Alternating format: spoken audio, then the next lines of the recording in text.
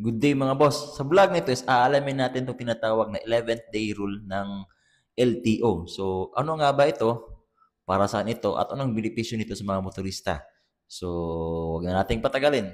So, ano nga ba itong 11th day rule ng LTO? So, ito yung proseso kung saan mas pina-short time yung processing para ma-release agad yung ORCR at saka yung official plate number ng mga sasakyan natin o yung mga motor natin.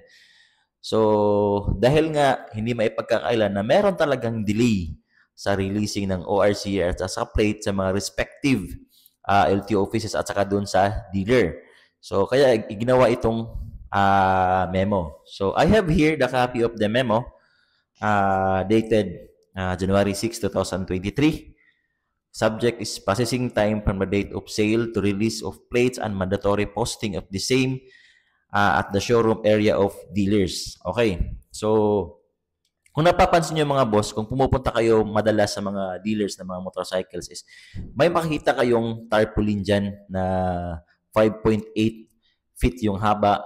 Sinasabi doon kung ilan yung processing time, kung ilang days yung transaction from owner to dealer to LTO, kung ilang days dapat nararapat ma-release yung mga ORCR natin at saka yung license plates.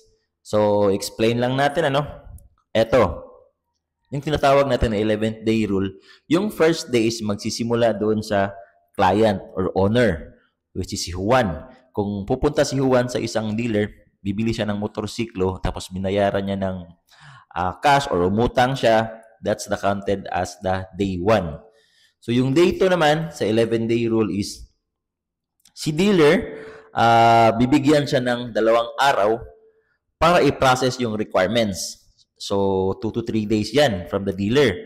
So, kukolektahin nyo yung mga requirements gaya ng yung photocopy sa valid ID, yung driver's license, etc.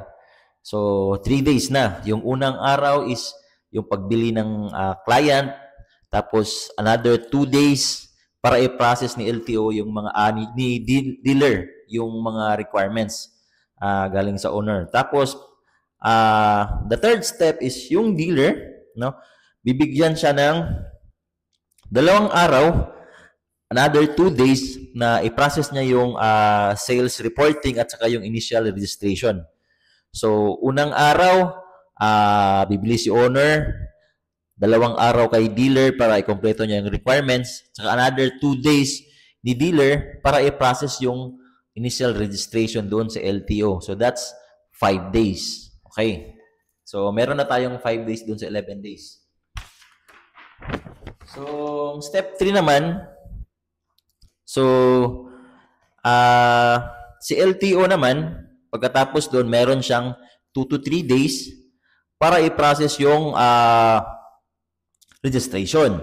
So, registration sa vehicle, tapos release the CR and plate number to the dealer. So, take note, merong 3 araw si LTO. So, from 5 days, galing sa owner at saka dealer, merong another 3 days si LTO para i-register yung motor na nakuha mo. So, that's 8 days na, di ba?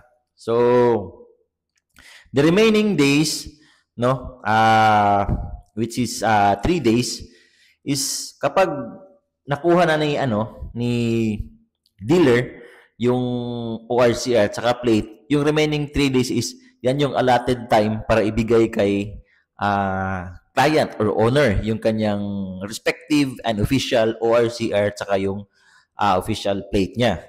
So, that is to inform or contact the owner to claim the ORCR and plate number once issued by the LTO. So, that's conspired the 11 days rule sa itong 11-day rule ni LTO. So, take note mga boss na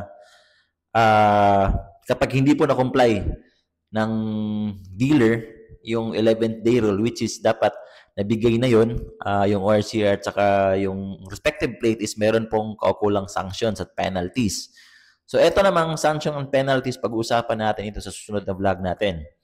Okay, so, anong benepisyo nito para sa mga motorista? So, kung na-fully implement na po ito across all regions, is mapapadali na po yung processing natin sa